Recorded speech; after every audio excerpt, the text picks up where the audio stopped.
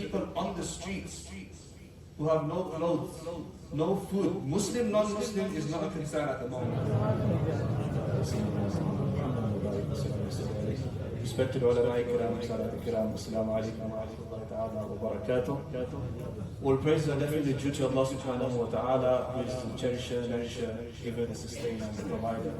And peace, blessings, and salutations be upon the noblest of the prophets. Prophet Muhammad sallallahu alayhi wa sallam was sent as rahmatan lil alameen, mercy upon the entire creation of Allah subhanahu wa ta'ala. I'm very short in time, salat time is also approaching as well, so straight to the point. वो कहते हैं कि की ना कीता यार ने किया वास्ते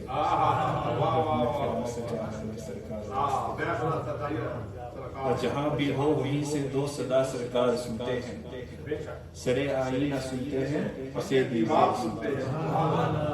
Today we have gathered here for the blessed birth of Sayyidina Rasulullah sallallahu alaihi wasallam, the moment in history which changed the course of history. The moment which brought life and light to darkness. We can get into very great detail, but today we'll specifically learn about the personality of Sayyidina Rasulullah sallallahu alaihi wasallam. And as mentioned before by one of the honorable speakers, that upon the birth of Sayyidina Rasulullah sallallahu alaihi wasallam, the punishment, the adab of Allah subhanahu wa ta'ala, and the world was in a state of adab, punishment of Allah subhanahu wa ta'ala, due to the blessed birth of Sayyidina Rasulullah sallallahu alayhi wa sallam. Allah also lifted that adab. That punishment was also taken off them. In Persia, there was a fire of 1,000 years. They were in the adab of Allah subhanahu wa ta'ala, Allah extinguished that fire. Upon the birth of Sayyidina Rasulullah sallallahu alayhi wa sallam, rivers that had no water in there, Allah started flowing water. Life came to those who are hopeless. And very briefly touching upon a statement and a hadith that was quoted before, where Sayyidina Rasulullah sallallahu alayhi wa sallam, his approach, and he came to honor the people. When it comes to Islam, when it comes to the deen of Islam, Allah subhanahu wa ta'ala is not expecting 1,000 nawafil from each and every individual over here. You're gathering here today, on the day of Qiyamah, the angels will also be a witness of this. Let's talk about the mercy of Allah subhanahu wa ta'ala. कहते हैं ना ढूंढ देती है आपकी रहमत बख्शिश का Allah subhanahu wa ta'ala, He looks for any little act of good to forgive you. And I've mentioned this hadith many a times before, but when gatherings like this take place, the malaika, they go out and look and search who is remembering Allah subhanahu wa ta'ala, which is why gatherings are preferable and more loved by Allah subhanahu wa ta'ala. So they go out in search of who is praising Allah, who is in the remembrance of Allah, who is remembering and learning about the personality of Sayyidina Rasulullah. They come across Mehfils like this. So one angel comes and he sees, so he covers the Mehfil with his wings. He calls upon another angel that come here and witness this event. So another angel comes. It takes place where they keep on calling angel after angel after angel until the seven skies are full of angels. Then one of the angels goes to Allah subhanahu wa ta'ala and he says that in so and so place, so and so people are in your remembrance. So Allah subhanahu wa ta'ala says, what's the need? Why are they in my remembrance? So the angels say they are there so that they may forgive them. Allah subhanahu wa ta'ala says, tell them I forgive them. This is the blessing of attending the masjid. But today we are deprived. This is the blessing of today. If we can witness just this amount of public coming for the gathering of Sayyidina Rasulullah sallallahu alayhi wa sallam, do you not think that on the day of Qiyamah, Rasulullah sallallahu alayhi wa sallam will be happy to see that also at the time of Salah there was attendance like this? What is our ultimate goal? To gain the pleasure of Allah, to gain the closeness of Sayyidina Rasulullah sallallahu alayhi wa sallam. We want to be amongst those ummatis that tomorrow on the day of Qiyamah, when Rasulullah sallallahu alayhi wa sallam looks at us, he smiles. When he looks at us and he says, he'll say to the Sahaba, he'll say to the people, that this ummati of mine went through his entire life in my remembrance. He went through his entire life in goodness and khair. That is what our ultimate goal is. I don't want to move forward because we can go into many great details. There's also respect to the ulama ikram's time as well, so we have to give them the opportunity. But maybe one very last statement, that we forget about the fact that Allah subhanahu wa ta'ala has also given us many isharat, many signs which we need to be aware of in this day and age.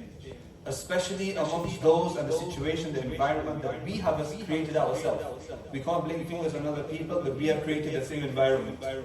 An environment which is not healthy for no one. An environment which is breaking not only the elderly but also the youth and the youngsters. I am amongst you, so I can speak on your behalf as well. Do correct me if I'm wrong. But we have created an environment, those vibes, those situations, which are breaking the people apart. Just a few days ago, and the story always breaks my mind when it comes to it. But there was a mother who was captured by the so-called Islamic group. And the reason why I keep on mentioning this story is because we need to understand the situation that we put ourselves in. A mother has been captured by the so-called Islamic group, and they put her into a so-called jail, where she's only given provision when she's absolutely needed, in terms of food. In terms of tahara, cleanliness, that's all a different story. She's in there, and just prior to her being captured, she gave birth to a child. She is at that stage in her life where she is very weak due to giving birth to a child. It's not an easy process. She gives birth, they capture her. 5 days pass, she asks them, could I get something to eat so that I could stay alive and feed my baby? They ignore her request. 6 days pass, she asks for the same thing, they ignore her request. 7, 8, 9 days pass, they ignore her request. The 10th day comes and she says, if you don't give me food, I will die. Give me food, I need to feed my child. By the way, during this 10-day process, they have taken the child away from her. So after 10 days of asking, crying, begging them, they give her a plate of rice with meat on top. As soon as she sees the food, she remembers that she has a child, so she asks them, could you give me my baby so I could also feed my child as well? They say that the meat that you see on your plate is your child. The meat that you see on your plate is your child. How heartbreaking is this for us as Muslims to listen to this? But what are we doing here? We're not in that situation where we have to fight people for extremists, although there are many extremists. And we deny all of this. But the situation that we've created is that there are people on the streets who have no clothes, no food. Muslim, non-Muslim is not a concern at the moment. If you see people on the street who have no clothes, no food, wallahi, if you sleep at that night with a full stomach, Allah subhanahu wa ta'ala, you'll be questionable on the day of Qiyamah. Allah subhanahu wa ta'ala will ask you that I put you in the ummah of the beloved, the greatest one, the Nabi sallallahu alayhi wa sallam, who's also respected amongst the other prophets of Allah subhanahu wa ta'ala. The prophet who was so generous. When I came to the masjid, a brother was reciting, Waha kya judo karam hai shahidat hatira, nahi sunta hi nahi mangane wala tera. But Ya Rasulullah sallallahu alayhi wa sallam, your generosity is so great that anyone who comes and requests, they have never ever heard you deny their request. You know, there was a story when Imam Hussein, there was an individual who would go around bragging about the generosity of his father. So this story, cutting short, led to him saying, Imam Hussein. So Imam Hussein says, I want to meet this individual who's bragging about how generous his father was. So they meet, and he tells Imam Hussein, my father was so generous, I'll give you a great example. If he had a house that had 32 doors in there, a house that had 32 doors in there, if one fakir came and asked on the first door, he would grant. If the same fakir came and asked on the second door, he would also grant the fakir. He would also grant the same fakir for all 32 doors that he would ask for. So Imam Hussein says, this is not what we call generosity.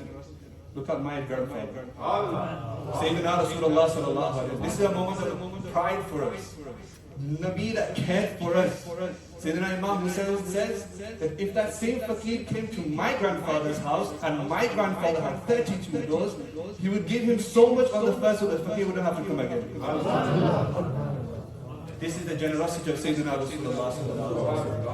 We as the ummatiyyah of Sayyidina Rasulullah, we need to implement this in our daily lives. Let's help the people around us and change that environment that we've created ourselves. May Allah subhanahu wa ta'ala grant us istiqamah, may Allah subhanahu wa ta'ala grant us unity, and may Allah subhanahu wa ta'ala grant us that aqla and understanding to walk upon the path of the deen of Islam. Ameen, thumma ameen, wa ma alayna illa al-balagh.